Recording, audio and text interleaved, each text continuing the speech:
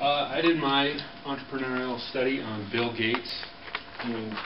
So things I kind of looked at is the method I chose was I looked at like a detailed biography of his life, and I asked a series of questions from that.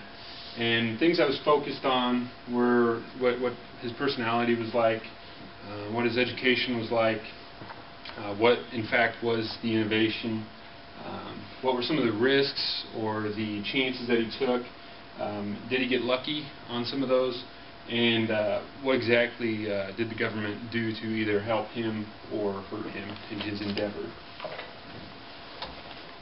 So to start things off, Gates was born William Henry Gates III on October 28, 1955. His father, William Henry Gates II, was a lawyer. In fact, he was in the Army during World War II. His mother, Mary Gates, was an elementary school teacher at a middle school in the Seattle area. He was the middle of 3 kids. He had an older sister, Christiane, by 2 years, and Libby was his younger sister by, I believe, 2 years as well. He was born and raised in Laurelhurst, Washington. It's just a suburb of Seattle. Okay. As a young kid, his mom and dad took note of his love of reading. At the age of 8, he was reading cover-to-cover encyclopedias, which isn't normal for an 8-year-old. But they also kind of noticed he was pretty shy and timid. He was also very small. He's a pretty nerdy guy, so he's not very big and athletic, I guess. So they decided to enroll him at Lakeside Elementary School. It was a private school, and it was also an all-boys school. They thought his personality would probably do a little better in there. He did really well in the math and sciences, but a lack of interest in all the other subjects kind of led him to be a B student.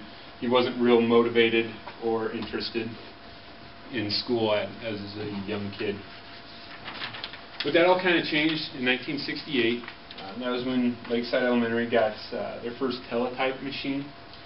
And the teletype machine was a machine that hooked a receiver up to a special cradle, and it could communicate through phone lines to a local General Electric office in town. And this really was the turning point for Gates in his life.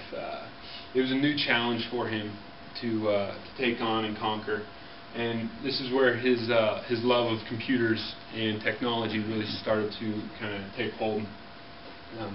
So, like I said, his new personality, he took on a new challenge for himself. He was previously a B student, but that next summer, in an interview actually, he had mentioned that next summer he had a challenge that he get all A's without taking a book home. And he did it, because he's a genius. And then a little later on, he paired with a guy who was 2 years older than him, Paul Allen, and they took interest in developing computer programs. In fact, Gates' first program that he wrote was a tic-tac-toe game on a teletype machine, and it was just you play tic-tac-toe against a computer. But one thing that really kind of took off for him was this program called Trafo-Data, and this is where their entrepreneurial mentality kind of take hold. What it was just a program, and it was used to analyze and view traffic patterns in the Seattle area. And they envisioned developing this program and selling it to local companies for a profit. In fact, it was successful.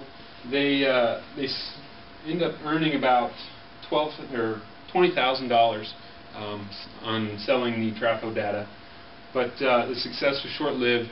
It got cut short. Gates' folks, with his dad being a lawyer and his mom being a teacher, they were really focused on education. So they convinced him that to give up on that and to focus on school and to go to college.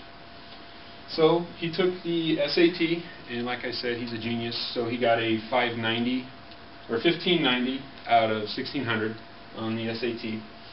and he toured several East Coast prestigious schools and decided to go to Harvard. So in 1973 he enrolled at Harvard, and Alan actually didn't go to Harvard with him, but he moved out to the East Coast in Boston, and he got a job for Honeywell. So that's kind of important because their partnership was able to remain intact since they were both out in the same area.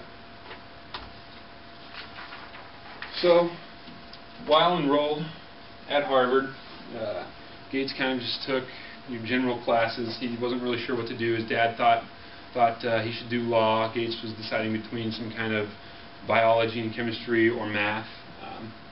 And so he wasn't real sure. But that all kind of changed in January 1975. An issue of Popular Electronics came out. And in that edition, the company MITS, Micro Instrumentation Telemetry Systems, they kind of showed off their new PC. It's the Altair 8800, and Gates was real interested in this. He wanted to find out more, and he pulled in Paul Allen on this too. What they did, and this is kind of one of the gambles that they took, it was pretty huge gamble actually. They contacted Ed Roberts at MITS, and they told him about this operating system that they had been working on, and it worked great with the Altair 88, and you know, they should bring him down so they could show him what they've got and everything. Well, in reality, they haven't done anything. They don't have any program written. They don't have any program tested. In fact, they don't even have the PC to work on. So, I mean, this is just a complete lie.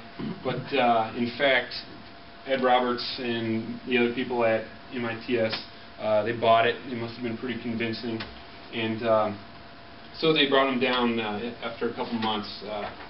They decided to bring him down and show him what they've got. Well, now that you've told them that you've got this great system, you have to come through.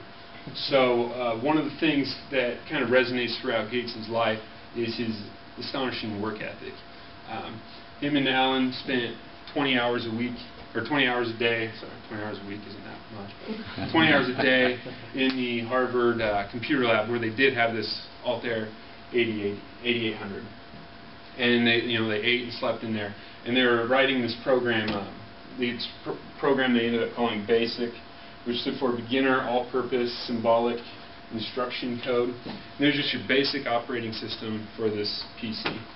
So they flew down there to New Mexico, where MITS was headquartered, and they presented their new operating system, and they actually bought it. They delivered a heck of a presentation, and they were in business. So Alan flew down and started working actually a little before Gates, because he finished up the school year, and they both moved down there, and they decided to create their own business. They called it Microsoft. Originally it had a hyphen in it. It was a blend of microcomputer and software. They dropped the hyphen a year later. Not really that important, but